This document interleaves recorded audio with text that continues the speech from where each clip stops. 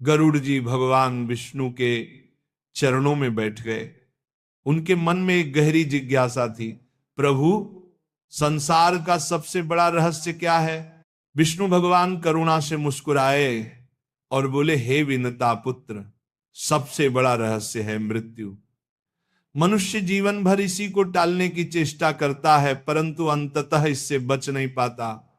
मृत्यु का क्षण ही तय करता है कि आत्मा स्वर्ग जाएगी, नरक में गिरेगी या मुक्ति प्राप्त करेगी। गरुड़ ने विस्मय से पूछा, प्रभु मृत्यु के समय आत्मा की स्थिति कैसी होती है? वह शरीर को कैसे छोड़ती है? विष्णु भगवान बोले, हे गरुड़, जब प्राणी का आयु काल पूर्ण होता है, जब उसके प्राणों का तेल दिए की तरह समाप्त हो जाता है, तब मृत्यु आती है। मृत्यु कोई शत्रु नहीं है, यह केवल आत्मा को उसके कर्मों के अनुसार अगले लोक की ओर ले जाने का मार्ग है। मृत्यु के क्षण में शरीर असहाय हो जाता है, जीभ तालू से चिपक जाती है, आंखें ऊपर की ओर घूम जाती हैं और श्वास एक एक कर धीमी होती जाती है। उसी समय आत्मा शरीर से बाहर निकलने का प्रयत्न करती है। गरुड़ ने पूछा, प्रभु क्या आत्मा तुरंत शरीर से निकल जाती है? विष्णु बोले, नहीं गरुड़, ये सरल नहीं है। जिस प्राणी ने जीवन भर शुभ कर्म किए हैं, सत्य बोला है, दान दिया है और प्राणियों को कष्ट नहीं पहुंचाया है, उसकी आत्मा सहजता से शरीर का त्याग करती है, जैसे केश को घी से खींच लिया जाए, उसे कोई पीड़ा नहीं होती। परंतु जिसने पाप किए हैं, हत्या, चोरी, छल, व्यभिचार, असत्य और अधर्म, उसकी आत्मा शरीर से बाहर निकलने में अत्यंत कष्ट पाती है। जैसे कोई कांटों से भरे झाड़ में उलझी हुई ऊन को खींचता है, वैसे आत्मा खींच खींच कर बाहर आती है। वह पीड़ा शब्दों में बताना असंभव है। गरुड़ यह सुनकर कांप उठे। उन्होंने आगे प्रश्न किया, प्रभु उस क्षण आत्मा को क्या दिखाई देता है? विष्णु बोले, हे पक्षीराज, मृत्यु के क्षण आत्मा को अपने पूरे जीवन का लेखा जोखा स्पष्ट दिखने लगता है। जैसे किसी दर्पण में रूप झलकता है, वैसे ही हर कर्म उसकी आंखों के सामने आ जाता है। उसने जो भी शुभ किया हो, दान, पूजा, सेवा, सत्संग, वह प्रकाश की तरह चमकता है, और जो भी पाप किए हों वे अंधकार बनकर आत्मा को घेर लेते हैं। यही कारण है कि बहुत से लोग मृत्यु के समय भयभीत होकर चीखते हैं, उन्हें अपने पाप दिखाई देने लगते हैं, जबकि पुण्यात्मा प्रसन्नता से आंखें मूंद लेते हैं, क्योंकि उन्हें विष्णु दूतों के दिव्य दर्शन होने लगते हैं। गरुड़ ने गहरी सांस ली और बोले, प्रभु तो क्या मृत्यु का अनुभव हर व्यक्ति के लिए भिन्न होता है? विष्णु भगवान ने कहा, हाँ गरुड़, मृत्यु का अनुभव वैसा ही होता है जैसा मनुष्य का जीवन रहा है। पुण्यात्मा के लिए मृत्यु एक मधुर नींद की तरह होती है और पापी के लिए यह भयावह स्वप्न के समान होती है। यही संसार का सबसे बड़ा रहस्य है। गरुड़ जी भगवान के चरणों में बैठे ध्यान पूर्वक सुन रहे थे। उनकी आंखों में गहरी जिज्ञासा थी। वे बोले, प्रभु आपने मृत्यु के समय आत्मा की स्थिति बताई। अब मेरी जिज्ञासा यह है कि मृत्यु के तुरंत बाद आत्मा को कौन लेने आता है? क्या वह अकेली ही अपनी यात्रा शुरू करती है? विष्णु भगवान करुणा से मुस्कुराए और बोले, हे गरुड़, आत्मा कभी अकेली नहीं होती। मृत्यु के पश्चात दो प्रकार के दूत उसके समीप आते हैं, विष्णु दूत और यमदूत। गरुड़ ने कौतूहल से पूछा, प्रभु इन दोनों में क्या भेद है? विष्णु बोले, हे पक्षीराज, जो आत्मा धर्म का पालन करती है, सत्य बोलती है, दान देती है और अपने जीवन में भगवान का स्मरण करती है, उसके समीप मेरे दूत आते हैं। उन्हें तुम विष्णु दूत कहते हो। वे दिव्य रूप वाले होते हैं, उनके शरीर से प्रकाश निकलता है, उनके हाथों में शंख, चक्र, गदा और पद्म की आभा होती है। उनके दर्शन से आत्मा का भय दूर हो जाता है। पुण्यात्मा जब मृत्यु के पश्चात इन्हें देखता है तो उसका चेहरा खिल उठता है, उसके चेहरे पर शांति छा जाती है। वहीं जो प्राणी अधर्म में लिप्त रहता है, पाप करता है, व्यभिचार, छल, हत्या, चोरी और नशा करता है, उसके पास यमदूत आते हैं। गरुड़ ने विस्मय से पूछा, प्रभु यमदूत कैसे होते हैं? विष्णु ने गंभीर स्वर में कहा, हे गरुड़, यमदूतों का रूप भयावह होता है। उनका शरीर विशाल और काला होता है। उनकी आंखें अंगारों की तरह लाल होती हैं। उनके दांत बाहर निकले हुए, हाथों में लोहे की जंजीरें, त्रिशूल और भाले होते हैं। उनके स्वर में गर्जना होती है जिससे आत्मा कांप उठती है। जब यमदूत पापी आत्मा के समीप आते हैं तो वह भय से चिल्लाती है, छूटने का प्रयत्न करती है, परंतु कोई उसे बचा नहीं पाता। यमदूत उसके गले में फंदा डालते हैं और उसे शरीर से घसीटकर बाहर निकालते हैं। यह दृश्य अत्यंत भयानक होता है। गरुड़ के रोंगटे खड़े हो गए। वे बोले, प्रभु, और जब विष्णुदूत आते हैं तब? विष्णु ने उत्तर दिया, हे गरुड़, विष्णुदूत जब आते हैं तो वातावरण में सुगंध फैल जाती है, दिव्य संगीत गूंजने लगता है। आत्मा को शरीर छोड़ते समय किसी प्रकार का कष्ट नहीं होता। विष्णुदूत उसे सम्मान पूर्वक दिव्य विमान पर बिठाते हैं और कहते हैं, हे पुण्यात्मा, तुम्हारे शुभ कर्मों ने तुम्हें स्वर्ग का अधिकारी बनाया है। इस प्रकार आत्मा प्रसन्नता और श्रद्धा के साथ अपने अगले लोक की यात्रा पर निकल पड़ती है। गरुड़ ने गहरी सांस ली और बोले, प्रभु, तो क्या मृत्यु के तुरंत बाद ही आत्मा का भाग्य स्पष्ट हो जाता है? विष्णु भगवान ने कहा, हां गरुड़, मृत्यु का क्षण ही निर्णायक होता है। उसी समय यह तय हो जाता है कि आत्मा विष्णु दूतों के संग स्वर्ग जाएगी या यमदूतों के संग नरक की ओर खींची जाएगी। इसलिए मनुष्य को जीवन रहते हुए ही सत्कर्म करने चाहिए ताकि मृत्यु के समय उसका स्वागत विष्णु दूत करें। गरुड़ ध्यान मग्न होकर भगवान विष्णु के चरणों में बैठे थे। उन्होंने गंभीर स्वर में प्रश्न किया, प्रभु, आपने बताया कि मृत्यु के बाद विष्णुदूत और यमदूत आत्मा को लेने आते हैं, परंतु पापी आत्मा को यमलोक तक ले जाने का मार्ग कैसा होता है? क्या वह मार्ग सरल है या कठिन? भगवान विष्णु की आंखें करुणा से भर गईं। उन्होंने कहा, हे गरुड़, ये मार्ग अत्यंत भयावह है। जो आत्मा पापों में डूबी होती है उसे 84,000 योजन लंबा मार्ग पैदल तय करना पड़ता है। गरुड़ चकित हो उठे, प्रभु, 84,000 योजन, ये तो असंभव सा है। आत्मा इतनी लंबी यात्रा कैसे करती है?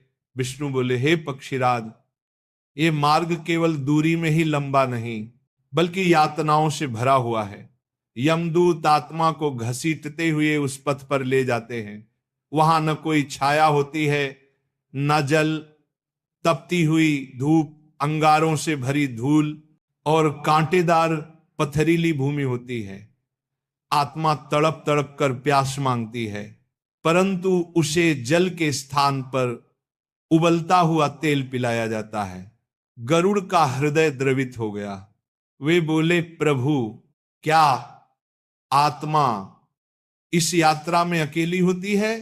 विष्णु ने उत्तर दिया, नहीं गरुड़, मार्ग में उसे और भी आत्माएं मिलती हैं जो अपने अपने पापों का फल भोगने के लिए जा रही होती हैं। वे सब चीत्कार करती हैं, सहायता की गुहार लगाती हैं, परंतु कोई किसी की सहायता नहीं कर पाता। हर आत्मा अपने पापों का बोझ स्वयं ही ढोती है।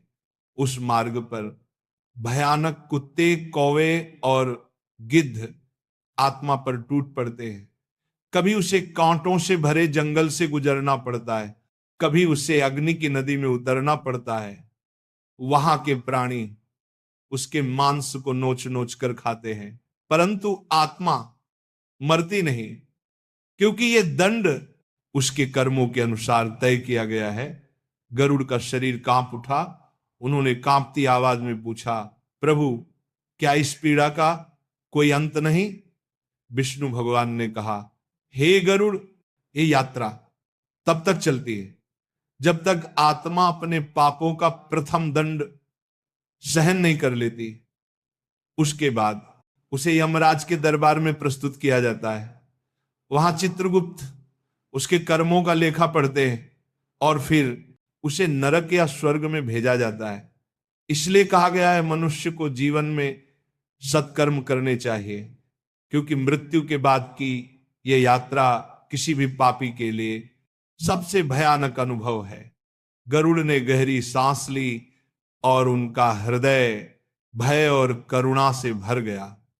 वे समझ गए कि मृत्यु केवल एक अंत नहीं है, बल्कि कर्मों के अनुसार एक लंबी और कठिन यात्रा का आरंभ है। गरुड़ का हृदय अब तक सुनी बातों से कांप रहा था। उन्होंने हाथ जोड़कर प्रश्न किया, प्रभु, आपने मृत्यु के बाद की भयावह यात्रा बताई। अब मेरी जिज्ञासा यह है कि जब आत्मा यमलोक पहुंचती है तब उसे कौन सा स्थान मिलता है? स्वर्ग या नरक का निर्णय कैसे होता है? भगवान विष्णु ने गंभीर स्वर में उत्तर दिया, हे गरुड़, जब आत्मा यमलोक पहुंचती है तब सबसे पहले उसे यमराज के दरबार में ले जाया जाता है। वहां चित्रगुप्त उपस्थित होते हैं, जिनकी लेखनी कभी गलती नहीं करती। उन्होंने हर जीव के जीवन का पूरा विवरण सुरक्षित रखा होता है। एक एक कर्म, एक एक विचार, एक एक शब्द, सबका लेखा वहां मौजूद रहता है। जब आत्मा के कर्म पढ़े जाते हैं तब तय होता है कि वह स्वर्ग का अधिकारी है या नरक का। गरुड़ ने भयभीत होकर पूछा, प्रभु, नरक का स्वरूप कैसा है? विष्णु बोले, हे पक्षीराज, नरक का स्वरूप इतना भयावह है कि उसका वर्णन करने मात्र से मनुष्य का हृदय कांप उठता है। वहां अंधकार ही अंधकार है, परंतु यह अंधकार भी अग्नि से भरा हुआ होता है। नरक में असंख्य स्थान हैं और प्रत्येक स्थान पाप विशेष के लिए निर्धारित है। नरक की भूमि लोहे की बनी होती है जो तपकर लाल हो जाती है। वहां की हवाएं आग की लपटों की तरह झुलसाती हैं। चारों ओर से भयावह प्राणी, कुत्ते, सर्प, बिच्छू, कौवे, गिद्ध और राक्षसी रूप धारण किए हुए यमदूत पापियों को सताते रहते हैं। वहां आत्मा चीखती है, करुण पुकार करती है, परंतु उसकी आवाज को कोई नहीं सुनता। हर आत्मा अकेली है, अपने पापों के बोझ से दबकर दंड भोग रही है। गरुड़ कांपते हुए बोले, प्रभु, क्या नरक के भी भिन्न भिन्न भाग होते हैं? विष्णु ने कहा, हां, गरुड़ नरक अनेक प्रकार के हैं। प्रत्येक पाप के अनुसार आत्मा को अलग नरक में भेजा जाता है। कुछ नरक आग से भरे हैं, कुछ बर्फ से, कुछ कांटों से और कुछ गंदगी और विष्ठा से। हर नरक की अपनी पीड़ा है, लेकिन याद रखो, नरक शाश्वत नहीं है। आत्मा को वहां उतना ही समय रहना पड़ता है जितना उसके पाप का फल शेष है। जब वह दंड पूरा हो जाता है तब आत्मा अगले जन्म के लिए निकल पड़ती है। गरुड़ ने गहरी सांस ली, उनकी आंखें भय और करुणा से भर आईं। उन्होंने कहा, प्रभु, यह सब सुनकर हृदय कांप उठता है। तो क्या वास्तव में मनुष्य अपने ही पापों से नरक में जाता है? विष्णु भगवान ने शांत स्वर में कहा, हां गरुड़, न तो यमराज मनमाने दंड देते हैं और न ही कोई दूसरा। हर आत्मा अपने ही कर्मों का फल भोगती है। यही नरक का रहस्य है। गरुड़ भय और जिज्ञासा से कांप रहे थे। उन्होंने हाथ जोड़कर कहा, प्रभु, आपने नरक का रहस्य बताया, अब मेरी जिज्ञासा और बढ़ गई है। कृपा करके ये भी बताइए कि मनुष्य कौन सा पाप करता है तो उसे किस नरक में जाना पड़ता है? भगवान विष्णु ने गहरी सांस ली और गंभीर स्वर में बोले, हे गरुड़, सुनो, मनुष्य के पाप अलग अलग नरकों में ले जाते हैं। प्रत्येक पाप का अपना स्थान है और अपना दंड है। मैं तुम्हें कुछ प्रमुख नरकों का वर्णन करता हूं। पहला नरक, तमिश्र नरक, जो मनुष्य दूसरे की संपत्ति छीनता है, किसी का हक मारता है या चोरी करता है, उसे तमिश्र नरक में भेजा जाता है। वहां उसे अंधकार में गुफाओं में जंजीरों से बांधकर पीटा जाता है। उसकी प्यास बुझाने के लिए आग का धुआं पिलाया जाता है। दूसरा नरक, अंधतमिश्र नरक, जो स्त्रियों का शोषण करता है, व्यभिचार में लिप्त रहता है और दूसरों की पत्नियों पर बुरी दृष्टि डालता है, वह अंधतम मिस्र नरक में जाता है। वहां उसका शरीर जलते हुए लोहे की भट्टी में फेंक दिया जाता है और अंधेरे में उसे रास्ता नहीं मिलता। तीसरा नरक, रौरव नरक। जो मनुष्य निर्दोष प्राणियों की हत्या करता है, चाहे वह मनुष्य हो या पशु, वह रौरव नरक में जाता है। वहां रुरु नामक भयानक जीव उसे बार बार काटते हैं, उसका मांस नोचते हैं। जितनी बार वह मरता है उतनी ही बार उसे पुनः जीवित कर यातना दी जाती है। चौथा नरक, महारौरव नरक। जो अपने माता पिता या गुरु का अपमान करता है, उन्हें कष्ट पहुंचाता है, वह महारौरव नरक में जाता है। वहां विशाल अग्निनाग उसकी देह को चारों ओर से लपेट कर जलाते हैं। पांचवा नरक, कुंभीपक नरक। जो पापी दीन दुखियों को कष्ट देता है, गरीबों का धन हड़प लेता है, वह कुंभीपाक नरक में पहुंचता है।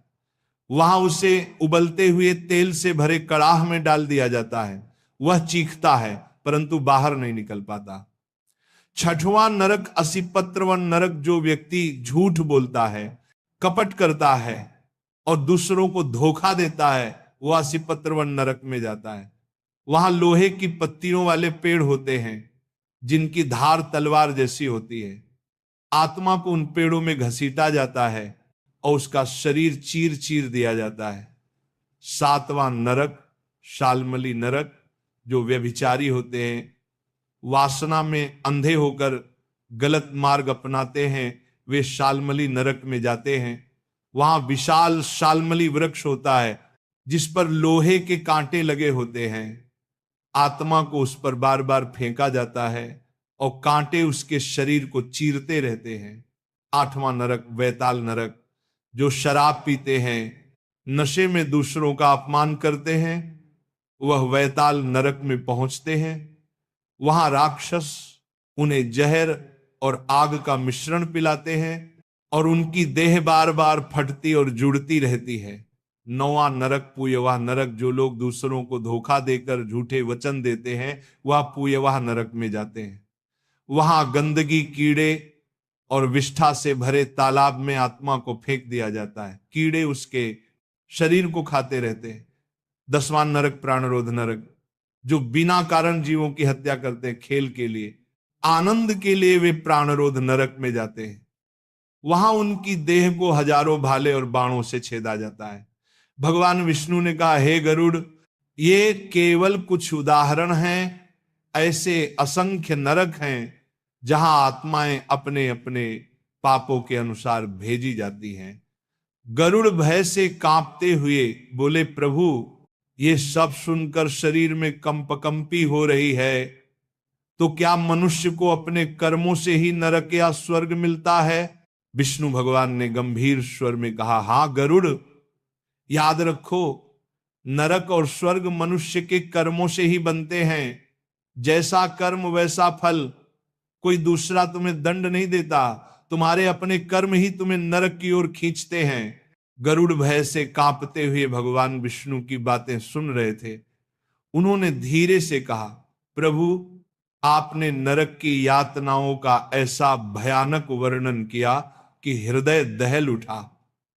अब कृपा कर मुझे यह भी बताइए कि स्वर्ग कैसा होता है? पुण्यात्मा जब वहां पहुंचता है तो उसे क्या अनुभव होता है? भगवान विष्णु का मुखमंडल तेज से दमक उठा। वे करुणा भरे स्वर में बोले, हे गरुड़, स्वर्ग का वर्णन करना कठिन है, क्योंकि वह स्थान मानव की कल्पना से परे है, जहां केवल सुख है, केवल आनंद है, कोई रोग नहीं, कोई शोक नहीं, कोई भय नहीं। जब पुण्यात्मा देह त्यागता है तब उसके पास विष्णु दूत आते हैं। उनका रूप चंद्रमा की शीतल किरणों जैसा होता है। उनके शरीर से दिव्य प्रकाश निकलता है। उनकी उपस्थिति से वातावरण में गंधर्वों का संगीत गूंजता है और दिव्य पुष्पों की वर्षा होने लगती है। गरुड़ की आंखें चमक उठी। वे बोले, प्रभु, उस समय आत्मा क्या अनुभव करती है? विष्णु बोले, हे पक्षीराज, पुण्यात्मा की आत्मा मृत्यु के समय तनिक भी पीड़ा अनुभव नहीं करती। वह ऐसे शरीर से निकलती है जैसे कोई दीपक से ज्योति को शांति से निकाल ले। जब वह विष्णु दूतों के विमान पर चढ़ती है तो उसे दिव्य सुगंध, मधुर गंधर्व संगीत और अप्सराओं का नृत्य दिखाई देता है। स्वर्ग लोक में पहुंचने पर उसका स्वागत देवगण करते हैं। उसे दिव्य वस्त्र पहनाए जाते हैं, सोने और रत्नों से बने आभूषण दिए जाते हैं। वहां हरे भरे उद्यान हैं जिनमें कल्प वृक्ष खड़े हैं। इन वृक्षों से मनचाहा फल और वस्तु मिल जाती है। वहां की नदियां अमृत से बहती हैं। उनकी लहरों में स्नान करने से आत्मा अमर आनंद का अनुभव करती है। गरुड़ ने आश्चर्य से पूछा, प्रभु, और वहां आत्मा को कौन सा सुख मिलता है? विष्णु ने उत्तर दिया, हे गरुड़, वहां न भूख है, न प्यास है, न शोक है, न रोग है, केवल आनंद है। गंधर्व और अप्सराएं गाते नाचते रहते हैं। दिव्य गंध से वातावरण सुगंधित रहता है। पुण्यात्मा दिव्य रथों पर भ्रमण करता है, स्वर्ण महलों में निवास करता है। और सबसे बड़ा सुख यह है कि वहां उसे अपने शुभ कर्मों का फल निरंतर आनंद के रूप में मिलता है। गरुड़ भाव विभोर होकर बोले, प्रभु, तो क्या स्वर्ग शाश्वत है? भगवान विष्णु गंभीर स्वर में बोले, हे गरुड़, स्वर्ग शाश्वत नहीं है। वहां आत्मा उतनी ही अवधि तक रहती है जितना उसके पुण्यों का फल शेष होता है। जब पुण्य समाप्त हो जाते हैं तब आत्मा पुनः मृत्यु लोक यानी पृथ्वी पर जन्म लेती है।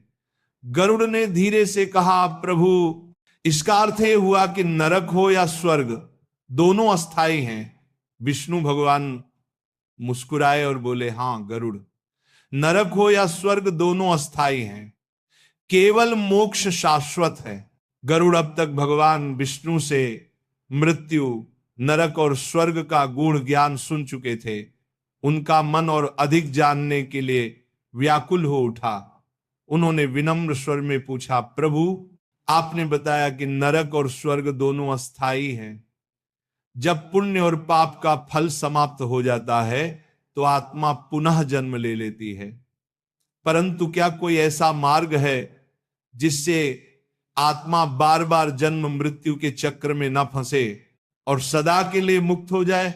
भगवान विष्णु ने करुणा भरे स्वर में कहा, हाँ गरुड़, यही सबसे बड़ा रहस्य है। मोक्ष ही वह अवस्था है जहां आत्मा जन्म और मृत्यु के बंधन से छूटकर सदा के लिए परमात्मा में विलीन हो जाती है। वहां न कोई शोक है, न भय है, न पाप है, न पुण्य है, केवल शांति और आनंद है। गरुड़ ने गहरी सांस ली और पूछा, प्रभु, मनुष्य को मुक्ति कैसे मिल सकती है? विष्णु भगवान बोले, हे पक्षराज, मुक्ति पाने का मार्ग सरल भी है और कठिन भी। जो मनुष्य अपने जीवन को धर्म, सत्य, दया और करुणा से भर देता है, जो लोभ, क्रोध और मोह को त्याग कर भगवान का स्मरण करता है, वही मुक्ति का अधिकारी बनता है। मनुष्य यदि नियमित रूप से भगवान का नाम जपे, गीता और पुराणों का अध्ययन करे, सत्संग में रहे, पाप से बचे, दीन दुखियों की सेवा करे और किसी को दुख न पहुंचाए, तो मृत्यु के बाद विष्णु दूत उसे सीधे मोक्ष के मार्ग पर ले जाते हैं। गरुड़ ने गंभीरता से पूछा, प्रभु, और यदि कोई मनुष्य जीवन में पाप कर चुका हो तो क्या उसके लिए मुक्ति असंभव है? विष्णु मुस्कुराए और बोले, नहीं गरुड़, ऐसा नहीं है। यदि मनुष्य अपने पापों का पश्चाताप कर ले, प्रायश्चित करे, सच्चे मन से क्षमा मांगे और ईश्वर की शरण में आ जाए तो भी उसे मुक्ति का मार्ग मिल सकता है। भगवान की करुणा इतनी गहरी है कि वह एक सच्चे आंसू को देखकर भी पापों का पर्वत भस्म कर देती है। गरुड़ की आंखों में आंसू आ गए।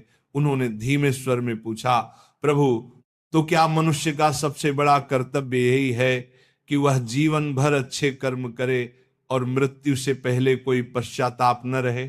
भगवान विष्णु ने अत्यंत गंभीर स्वर में कहा, हाँ गरुड़, यही जीवन का सबसे बड़ा उद्देश्य है। याद रखो, सबसे बड़ा सुख है कर्ज से मुक्त होना, सबसे बड़ी दौलत है संतोष, सबसे बड़ा रोग है वासना, सबसे बड़ी संपत्ति है आत्मसम्मान, और सबसे बड़ी सफलता है मृत्यु के समय कोई पश्चाताप न होना। मनुष्य को यही ध्यान रखना चाहिए कि जब मृत्यु आए तो उसकी आत्मा भयभीत न हो, बल्कि प्रसन्नता से भगवान का नाम लेते हुए अपने शाश्वत मार्ग पर प्रस्थान करे। यही मुक्ति है, यही जीवन का सार है। गरुड़ के हृदय में गहरी शांति उतर आई। उन्होंने भगवान विष्णु को प्रणाम किया और कहा, प्रभु आज आपने मुझे वह रहस्य बताया जिसे जानने के बाद जीवन और मृत्यु दोनों ही सहज प्रतीत होते हैं। अब मैं समझ गया हूं कि मनुष्य को अपने कर्मों से ही स्वर्ग, नरक या मुक्ति प्राप्त होती है। भगवान विष्णु ने करुणा से मुस्कुराते हुए कहा, हे गरुड़, यही गरुड़ पुराण का संदेश है। जीवन में धर्म करो, सत्य का पालन करो, और मृत्यु से पहले ऐसा कुछ मत करो जिसका पश्चाताप करना पड़े। बोलो राधे राधे।